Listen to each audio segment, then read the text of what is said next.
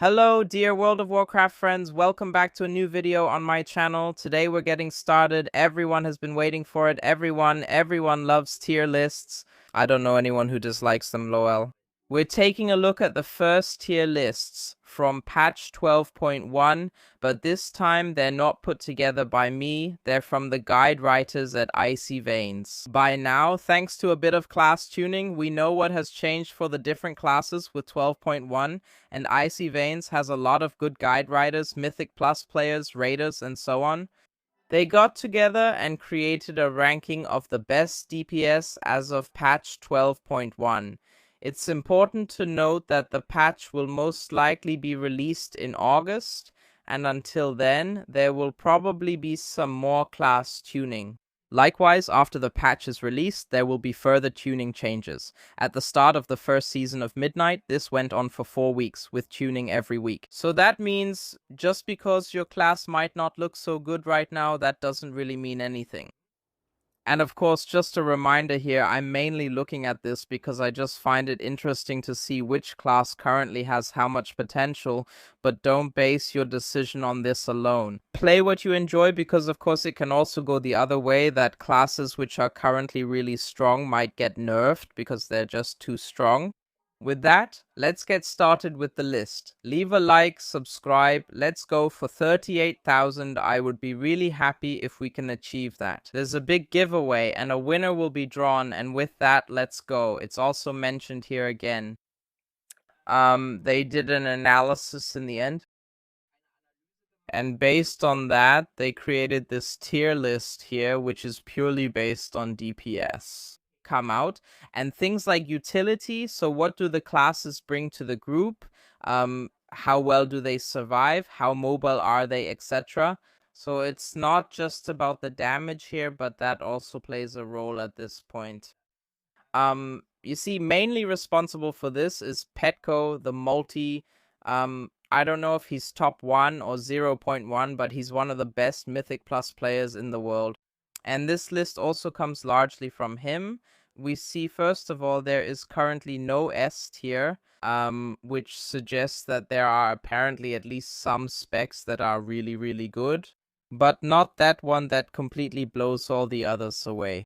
If you enjoy these lists, you can also click on each class individually and see why these classes are currently strong, what might have changed, and so on and so forth. And first, in the A+ tier, we see Arms Warrior, Arcane Mage, and Elemental Shaman. All in all, Arms wasn't bad in the first season either. Arcane and Elemental are definitely making a solid jump with this. Especially Arcane, probably with massive buffs for single target and AoE. After that, still in the A+ tier are Boomkin, Shadow Priest, and Frost Death Knight. So all in all, Boomkin has also changed a bit in terms of gameplay. You don't spend as much astral power as you do currently. The spec will continue to be brutally strong in AoE and still kind of meh in single target, but with everything coming together, and then we also have Call of the Wild as an extremely strong buff, Boomkin is currently really, really good. Just like the Shadow Priest, who got a brand new talent, you can see Shade Burst here, which in the end,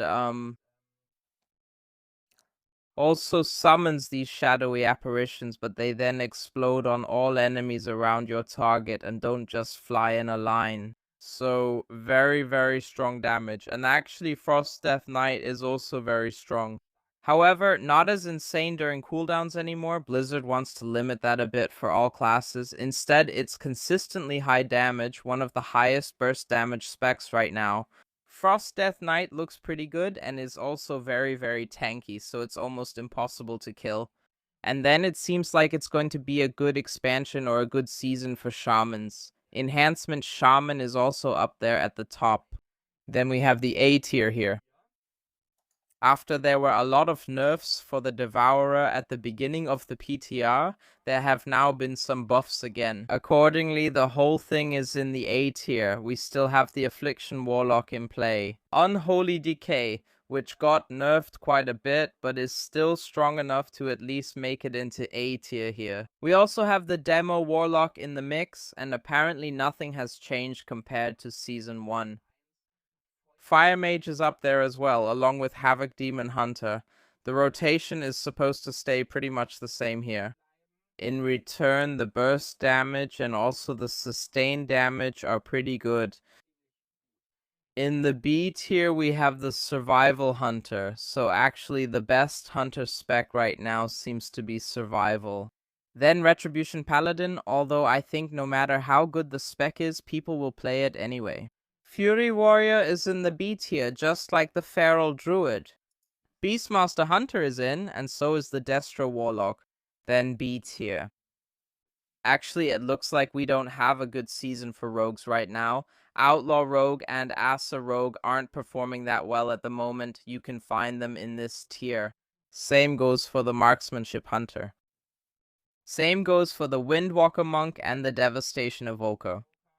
And in the C tier all alone right now is the Subtlety Rogue. Less burst damage, but slightly better sustained damage. The rotation will feel noticeably slower than before.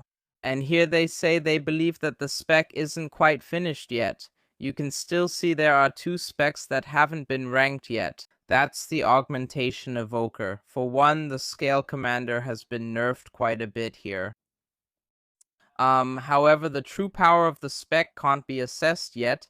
However, it's assumed that it's weaker than in Season 1, so probably somewhere around B to A tier, something like that.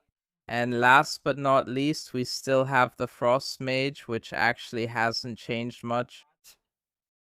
Hardly any changes compared to Season 1, and accordingly, it's still very hard to judge how good the spec actually is in the end. That's a brief overview of the DPS specs. Tomorrow we'll also make a video about the healers and tanks. So if you're interested in that, feel free to subscribe, check back in. And with that, thanks, see you in the next video, and take care.